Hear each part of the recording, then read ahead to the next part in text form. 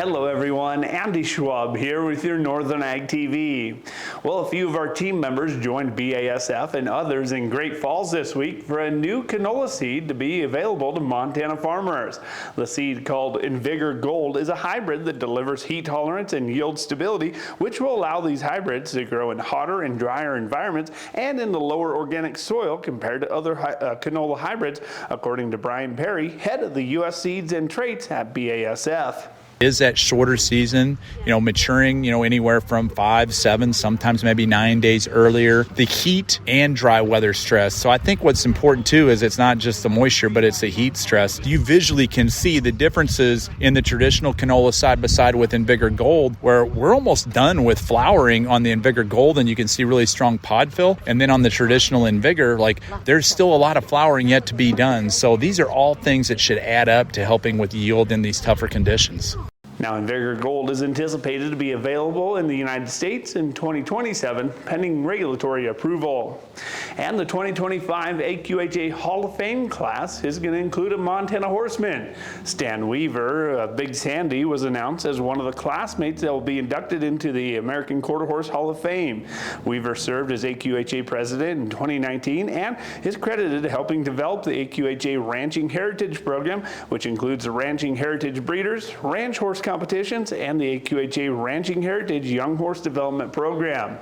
Now, that 2025 class will be inducted in Amarillo, as that's going to be taking place on September 12th and 13th. And the 2025 American Farm Bureau Federation's cookout survey shows that holiday meals will cost nearly the same as they did last year.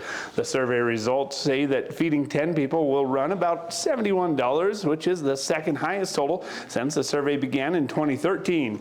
Ground beef, potato salad, and canned beans saw the price increases, while pork chops, chips, and buns dropped slightly. Of course, beef is up 4% due to the tighter cattle supply, and the potato salad costing more, largely because of higher egg prices.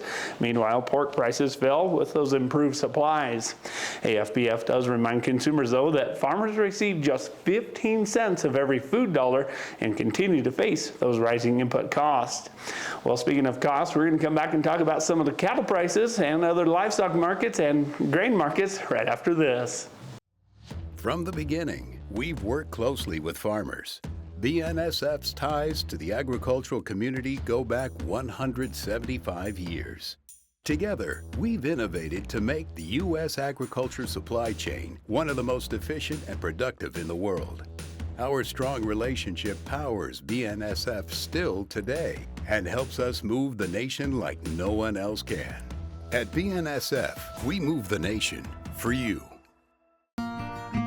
Talking with someone that you know is stressed out, those are difficult things to approach, but if you're good friends with those people, reach out and say, I'm here to talk to you. We can find somewhere to get some assistance. It's hard to get involved, but at the same time, you want to just say, hey, there is help available. For more tips in dealing with stress in agriculture or for free counseling for egg producers, visit beyondtheweather.com. Well, cattle futures had a repeat of Tuesday following the midday sell-off. That, of course, is just further explaining the need for traders to have some direction when it comes to the cash cattle sales. So far, those prices have not surfaced, with packers and feedlots playing cat and mouse as they're trying to see if one will crack before the other and give in to those bids. About the only thing feedlots have in their favor with a limited amount of cattle purchased by the packers last week is the fact that it's going to be tough for these holiday breaks to come upon them because they have enough supplies in the freezer already. And just as mentioned yesterday, cattle auctions are going to continue to see low head counts at the local auction barns due to the season. However, most of the tests are made up of weigh-out cows who continue to hold steady at about $1.50 to $1.60 a pound. And grain markets were generally lower again on hump day, with a private Brazilian analytics firm called AgriConsult estimating that their crops at 123.3 million metric tons. That is significantly higher than the USDA's earlier estimate. Meanwhile, friendly weather and the June seasonal tendency of price weakness encouraged traders to remain sellers, with little in the way of news slated for the rest of this week to change that bias. Well, that's going to do it for Ag TV here on Northern Ag TV. I'm Andy Schwab. Have a great rest of your day.